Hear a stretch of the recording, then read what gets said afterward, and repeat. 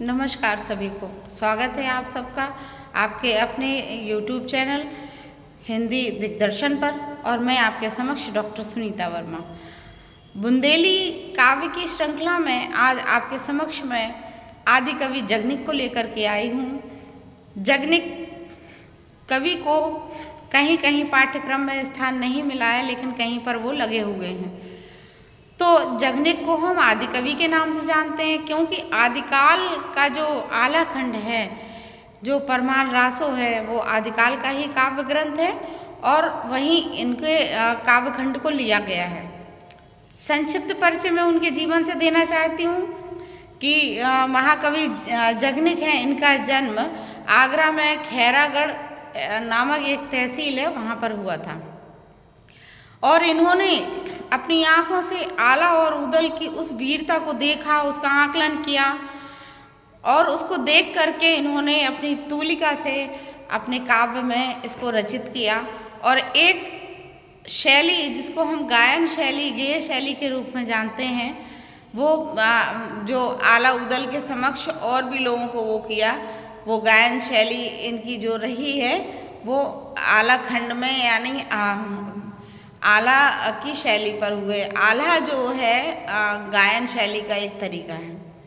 इनका एक प्रसिद्ध इनकी पंक्तियां हैं, वीरता परक, चूँकि बुंदेलखंड वीरों की भूमि है और बुंदेलखंड में जन्मा सपूत उसकी माँ देशभक्ति के लिए अपने बेटे को प्रेरित करती है।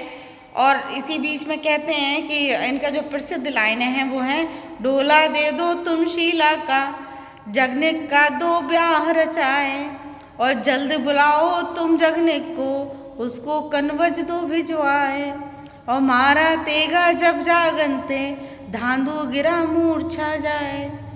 कालपी, कन्नौज, महोबा, ये कुछ प्रसिद्ध स्थल हैं जिनका इन स्थलों का महाकवि जगनिक ने अपने काव्य में वर्णन किया है। और जगनिक ने जो चंदेल थे, चंदेलों की वीरता का वर्णन किया है।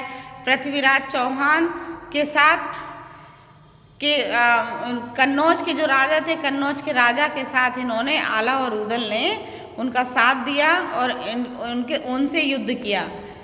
उसी और आला उदल बहुत सूरवीर थे। उसी परिप्रेक्ष्य में एक और प्रसिद्ध दोहा आता है कि 12 बरस लो कूकर जिए और 13 लो जिए सियार। 12 बरस लो कूकर जिए और 13 लो जिए सियार, और 20 बरस लो छत्री जिए, आगे जिए तो धिक्कार। और मैंने कुंज धौलागिरी साजे, भूरा हाथी लाए सजाए, मकुना हाथी सब सजवाए, मुड़िया होदा दे धराए।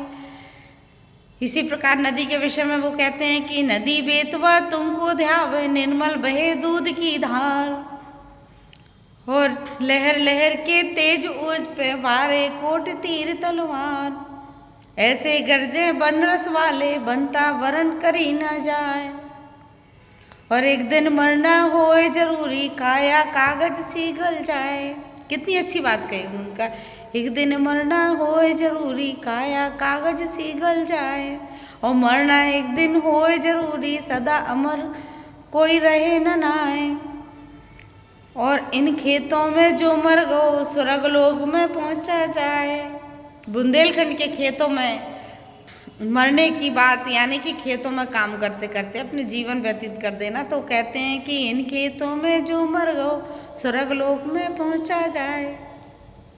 इस प्रकार से कवि जगनिक ने आला खंड में आला और उदल की वीरताओं का वर्णन तो किया ही है, बुंदेलखंड की विशेषताओं का भी वर्णन किया है।